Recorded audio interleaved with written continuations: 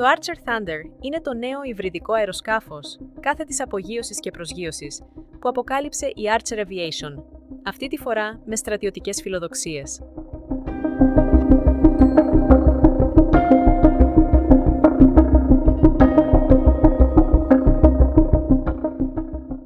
Το αεροσκάφος παρουσιάστηκε στο Farnborough Air Show, στο Hampshire της Αγγλίας και αντιπροσωπεύει μια τολμηρή στροφή της βιομηχανίας eVTOL προς την αμυντική αγορά. Η κίνηση αυτή δεν είναι τυχαία.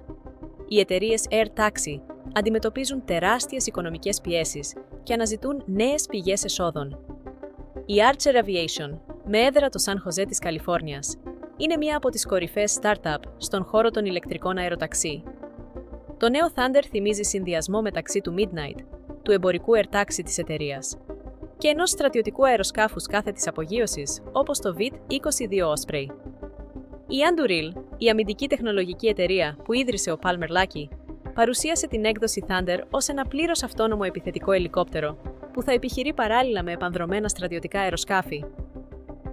Η Archer σχεδιάζει να αποκαλύψει και την εμπορική έκδοση του αεροσκάφους σύντομα.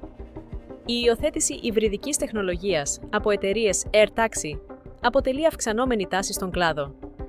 Τα καθαρά ηλεκτρικά eVTOL αντιμετωπίζουν περιορισμούς εμβέλειας λόγω της χαμηλής ενεργειακής πυκνότητας των σημερινών μπαταριών. Το υβριδικό μοντέλο αποτελεί μια πρακτική λύση που επιτρέπει στα αεροσκάφη να καλύπτουν μεγαλύτερες αποστάσεις, να μεταφέρουν βαρύτερα φορτία και να επιχειρούν σε απομακρυσμένες περιοχές χωρίς υποδομές φόρτισης.